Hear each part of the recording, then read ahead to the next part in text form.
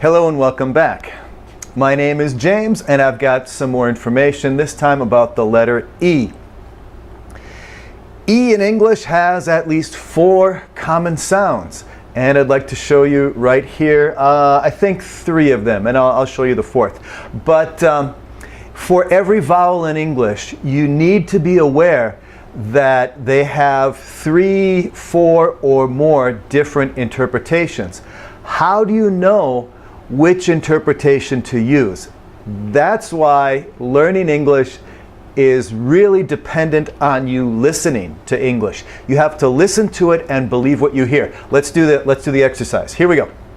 Steve and Jean keep an extra bed for guests, but they don't serve them breakfast. I hope you find that that sentence interesting. I invented it, and here we go. So it's all to show you about the letter E. Now, the letter E may sound like the name of the letter E.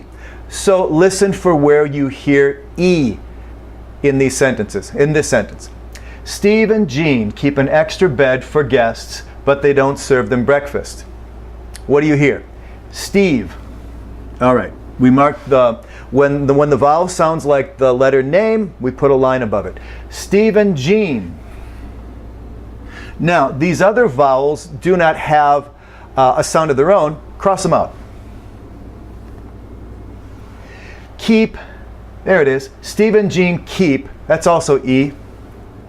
Now, when there are 2 E's together, you can cross one out or just think of them both as E. Doesn't matter to me. But here we have 3 examples of how the E sound is normally spelled in English. Notice, it can be E consonant silent E, it is often EA, or it is often EE. Okay, what about the rest of these E's? Do they sound like E? Listen.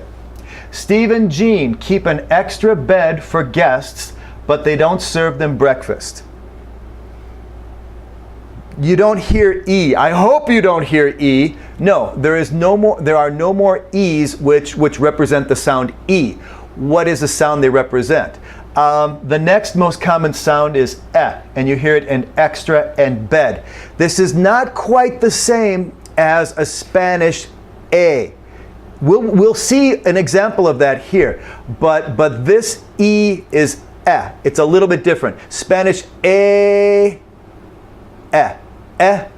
Is a larger mouth, okay, configuration. You open your mouth a little bit more for E. So here we go. Let's mark all of the E words, or the E vowels with a dot. This is my symbol for the short sound.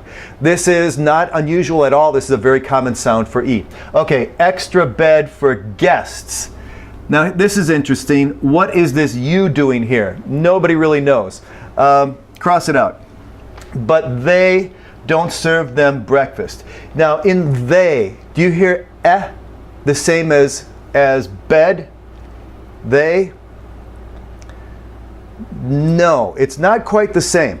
So this one is very similar to Spanish A, and then you've got the Y, which sounds a little bit like Spanish E. So you got they, a. So this we won't touch. Read that as if it were Spanish. Don't serve them breakfast. Them. Now look, here's the problem. Here's one example of a big problem that makes English spelling so complicated. Here we have EA and it's E, Jean. But over here, EA is not interpreted E. This is breakfast. So that's what's difficult about English spelling. You can see a configuration or a combination, and you still do not know what the sound will be until you hear English. So listening is by far the most important thing you need to do to learn English. Listen and then mark it. And I recommend my system, of course. It's very efficient. Long E, line over the E. Put a dot. A, leave it alone. Okay, breakfast, dot, and cross out that A. What do we do with serve? Do we hear E? Is it serve? No. Do we hear A or Is it serve or save? No, it's not. No, it's not. The vowel here is I go straight from the S sound, S, right over to and there's nothing that the E actually indicates as its own sound. The E is basically a placeholder. When you have vowel R, there's always a placeholder vowel.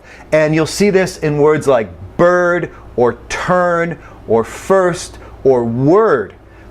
Almost any vowel can be a placeholder, where there's the vowel, but there's no sound for that vowel. The sound is the R acting as a vowel. So, right here, the E has no sound of its own. Mark the R as a vowel, and you say serve. Great. And this E doesn't have its own sound either. So here we go. Steve and Jean keep an extra bed for guests, but they don't serve them breakfast. Right. They're good to people, but they don't. Anyway, you can make your own conclusions about Steve and Jean. I had a great time explaining this to you.